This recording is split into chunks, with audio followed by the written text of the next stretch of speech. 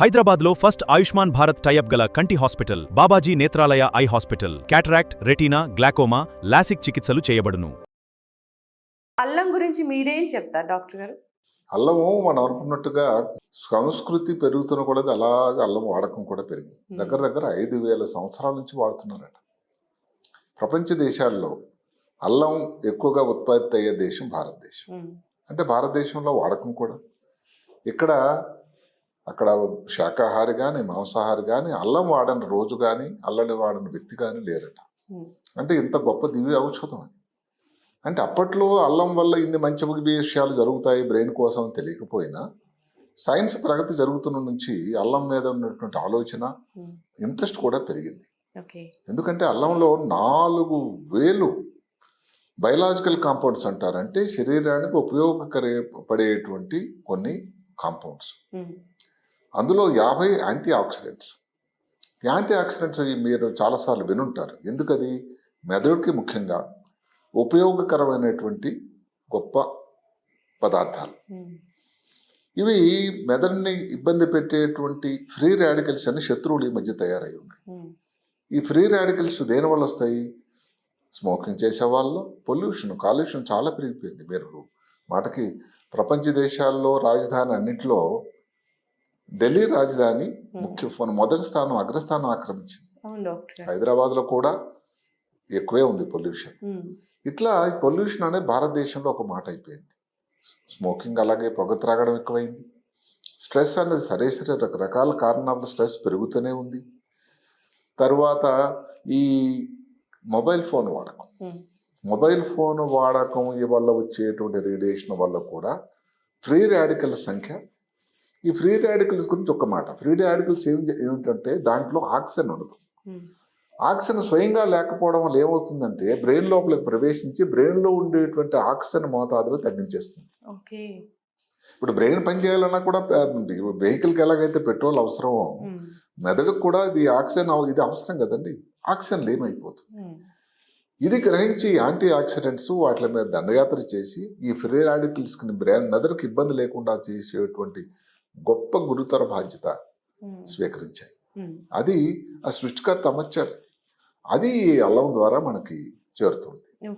ఈ అల్లంలో ఉన్న 40 ఏదైతే మనం 40-50 ఆక్సిడెంట్స్ అని అనుకున్నామో యాంటీ ఆక్సిడెంట్స్, అందులో ఒక 2 10 నెంబర్తో ఒకటి ఉంటుంది, 6 నెంబర్తో ఒకటి ఉంటుంది. 10 కొలినాల్ అని ఒకటి, అలాగే 6 షలాప్ బాల్ అని ఒకటి ఉంటుంది. 2 పేర్లు ఉన్నాయి.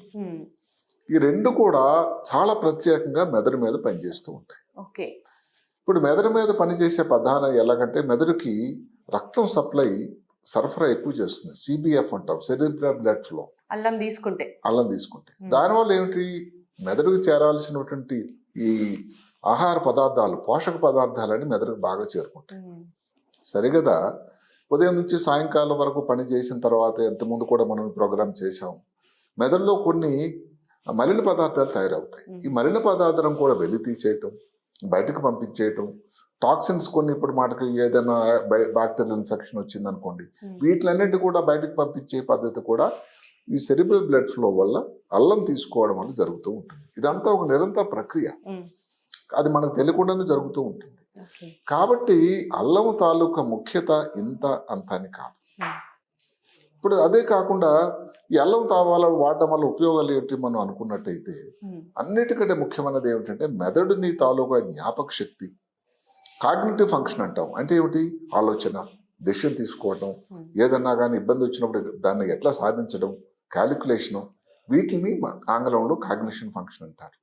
ఈ అల్లం తీసుకునే వాళ్ళు ఈ కాగ్నిటివ్ ఫంక్షన్ అంటే మెమరీ, జ్ఞాపక శక్తి ఇవన్నీ కూడా చాలా పెరుగుతూ ఉంటాయి. అదే కాకుండా ఈ అల్లం వల్ల శరీరంలో మెదడు లోపల ఉండి కొన్ని ద్రావకాలు ఉత్పత్తి అవుతాయి. దాన్ని సెరోటానిన్ అని, డోపమిన్ అంటారు. ఇవి చాలా అవసరమైనటువంటి దానిలో సమతూకం వల్ల బ్రెయిన్లో మెదడు తాలూకా ఫలితనం ఉంటుంది. అంటే ఏమిటి? ఈ సెరోటానిన్ దానికి ఆంగ్లంలో ఒక మాట ఉంది, హ్యాపీనెస్ మాలిక్యూల్ అంటారు. అంటే సెరోటానిన్ ఉత్పత్తి ఎక్కువగా ఉంటే ప్రజలు సంతోషంగా ఉంటారట. డోపమిన్ కానీ మాట్లాడుకుంటే మోటివేటర్ మాలిక్యూల్, అంటే మనం చేయాలి, పని సాధించాలి ఆ టార్గెట్ మనకు ఉంది అని చెప్పేటువంటి ఈ రెండింటి ఏది ఎక్కువైనా ఇబ్బందే కదా. ఎస్ ఆ మధ్యలో ఉండే సమతూకం ఈ అల్లం ద్వారా సాధించి ఇప్పుడు డిప్రెషన్ లేకపోతే దీంట్లో ఏమన్నా తేడా ఉత్పాదన కూడా తక్కువ అయితే డిప్రెషన్కి వెళ్ళిపోతాడు మనిషి. ఈ డిప్రెషన్ రాకుండా యాంగ్జైటీ తగ్గించి ఉపయోగపడుతూ ఉంటుంది. ఇంకా ఒకటి బ్రెయిన్ డయాబెటీస్ అని ఒక మాట వచ్చింది. మీరు అడగవచ్చు బ్రెయిన్ డయాబెటీస్ అంటే ఏమిటి అని. అంటే మామూలుగా డయాబెటీస్ అంటే ఏమిటి, శరీరంలో ఉండేటువంటి ఐలెట్స్ ఆఫ్ లాంగర్హాన్ అనే క్లోమగ్రంథిలో ఉన్నది ఏదో కారణం వల్ల ఇన్సులిన్ ఉత్పాదన తగ్గిపోతుంది అని. ఈ కొన్ని పర్టికులర్ ఆల్జీమర్స్ వ్యాధి అని ఉంది. ఆల్జీమర్స్ వ్యాధి అంటే మర్చిపోవటం, జ్ఞాపకశక్తి కోల్పోవడం, తన ఉనికినే తను కోల్పోవడం అనేటువంటి ఒక వ్యాధి. అది వయసును బట్టి సంక్రమిస్తూ ఉంది. ఈ మధ్యకాలంలో ఎక్కువ శాతం కూడా చూస్తున్నాం. ఈ ఆల్జీమర్స్ వ్యాధులు ఏమవుతుందంటే మెదడులో ఉండే కణాలు ఇన్సులిన్కి రెసిస్టెంట్ అయిపోతాయి. అది దాని వలన ఇంకా షుగర్ తాలూకా పనితనం తగ్గిపోయి షుగర్ సాంద్రత పెరుగుతూ ఉంటుంది. దీనిని బ్రెయిన్ డయాబెటీస్ అంటారు. దీనిని తగ్గించడానికి కూడా ఇవి చాలా ఉపయోగకరంగా ఉంటాయి.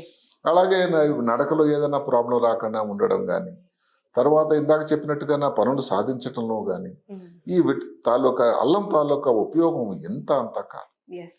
ఈ ఫ్రీ రాడికల్స్ అన్నవి లేకుండా ఉండేటట్టే పూర్తి ఆరోగ్యవంతులు అవుతారు.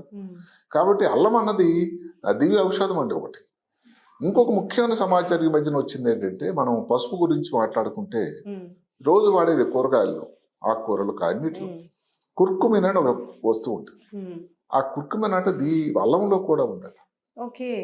అసలు కుర్కుమిన్కి ఈ మధ్యన మారు పేరు పెట్టిందంటే మెదడుకు వెళ్ళే పోషకాహారంలో బంగారం లాంటిదట. అంటే దీనిని మించింది లేదట.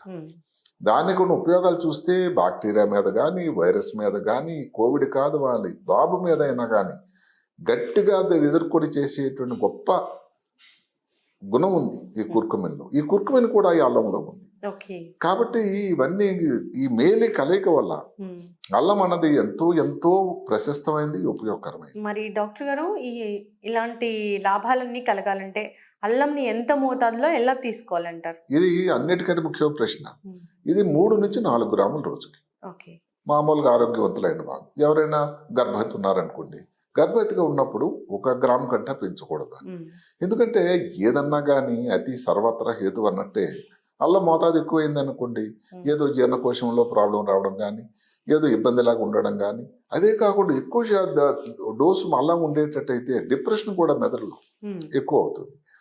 ఒక పక్క నుంచి ఏదైతే యాంగ్జైటీ డిప్రెషన్ తగ్గడానికి ఉపయోగపడుతుందో, రెండో పక్క నుంచి ఈ డిప్రెషన్ కూడా వచ్చే అవకాశం ఉంది. కాబట్టి 3 నుంచి 4 గ్రాములు శాస్త్రం సరే సమ్మతమైంది. ప్రెగ్నెంట్ అంటే గర్భవతి స్త్రీలలో అయితే 1 గ్రాము కన్నా ఎక్కువ ఉండకూడదు.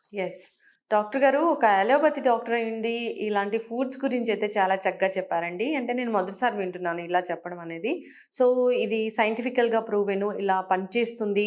సో మెదడుకి బాగా పనిచేస్తుంది, ఖచ్చితంగా తీసుకోవాల్సింది. అందరూ ఎంత మోతాదులో తీసుకోవాలో కూడా చాలా చక్కగా చెప్పారు డాక్టర్ గారు. సో ఇంతటి దివ్య ఔషధాన్ని అందరూ కూడా వాడుకొని ఆరోగ్యంగా ఉండాలని కోరుకుందామండి. చక్కటి ఇన్ఫర్మేషన్. ధన్యవాదాలు డాక్టర్. నమస్కారం.